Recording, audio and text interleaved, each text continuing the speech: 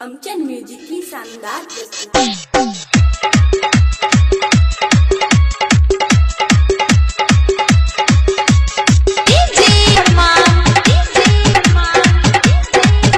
कोसी Airtel recording studio Saharsa.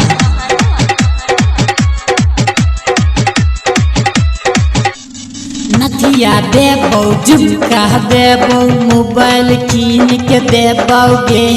नथिया देबो झुमका देबो मोबाइल कीन के देबोगे।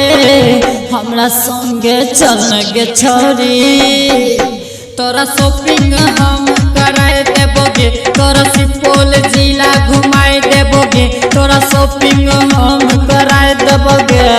नथिया देबो झुमका देबो मोबाइल कीन के देबोगे। नथिया देबो झुमका देबो मोबाइल कीन के देबोगे। हमरा संगे चलगे छोरी तोरा शॉपिंग हम कराए देबोगे। तोरा सुपौल जिला घुमाए देबोगे। तोरा शॉपिंग हम कराए देबोगे। बुझली कि नहीं गे?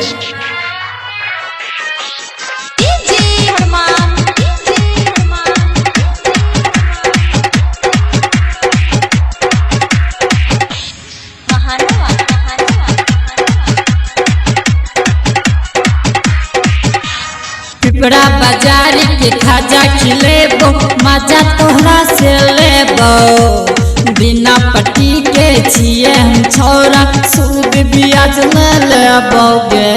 हे गे छोरी सुने गे पिपरा बाजार के खाजा खिलेबो मजा तोरा से लेबो। बिना पट्टी के छिए हम छोरा सूद ब्याज ले लेबोगे। जे जे कहबी सब किन देबो हे गे छोरी चलने गे। जे जे कहबी सब किन देबो पायल दू जोड़ा गे। हमरा संगे चलने गे बूची तोरा शॉपिंग हम कराए देबोगे। तोरा सहरसा जिला घुमाए देबोगे। तोरा शॉपिंग हम कराए देबोगे।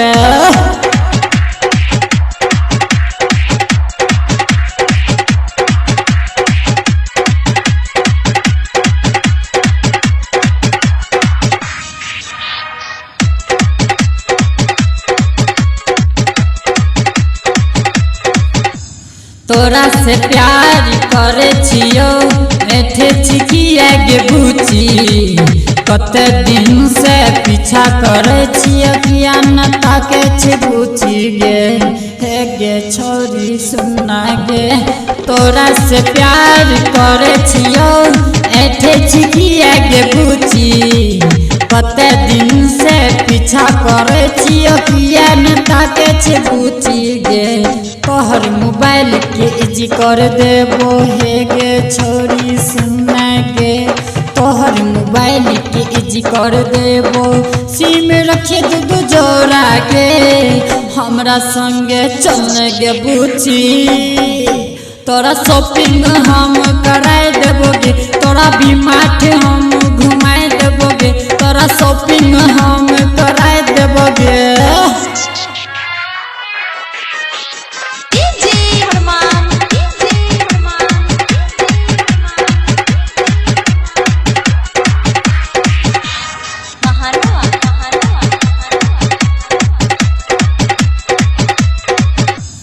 चंदन सहनी के बंजोगे रानी दिल से तोरा चाहतो।